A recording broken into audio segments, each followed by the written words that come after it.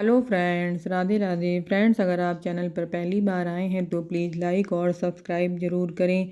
Friends, आज हम जानेंगे कि हमें प्रदोष व्रत क्यों रखना चाहिए और प्रदोष व्रत नवंबर माह में 2025 में किस दिन पड़ रहा है। प्रदोष व्रत क्यों रखना चाहिए, प्रदोष व्रत पीरियड में हम कैसे रखें, ये भी हम जानेंगे।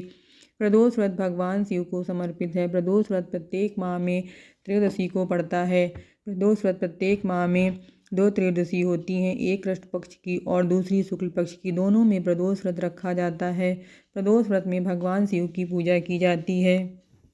प्रदोष व्रत जो भी महिला या पुरुष रख रहे हैं उन्हें सुबह जल्दी स्नान करने के बाद, पूजा पाठ करने के बाद दिन भर व्रत रखना है और शाम को पूजा करनी है, फलाहार कर लेना है तो प्रदोष व्रत संपूर्ण माना जाता है। प्रदोष व्रत में व्रत कथा भी जरूर पढ़ी जाती है और हम जानेंगे कि पीरियड में प्रदोष व्रत कैसे रखें। पीरियड के दौरान प्रदोष व्रत रखना चाहिए, लेकिन हमें पूजा पाठ नहीं करनी चाहिए क्योंकि पीरियड में भगवान को छूना अपराध माना जाता है। नवंबर माह में सोम प्रदोष पड़ रहा है। प्रदोष व्रत कथा।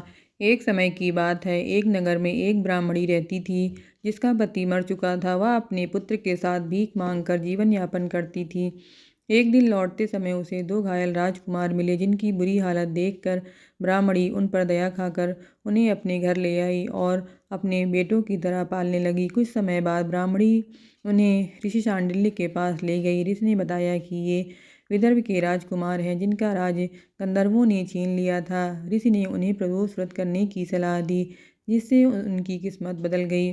ब्राह्मणी और दोनों राजकुमारों ने श्रद्धा से व्रत किया। व्रत के प्रभाव से राजकुमारों की मुलाकात अंशुमती नामक गंधर्व कन्या से हुई, जो शिव भक्त थी।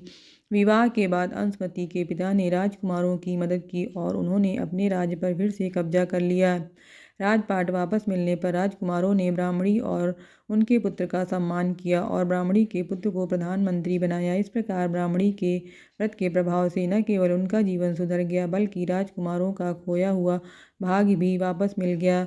जो भी लोग प्रदोष का व्रत रखते हैं उनको जीवन में सुख समृद्धि मिलती है और मान सम्मान खोया हुआ वापस मिलता है।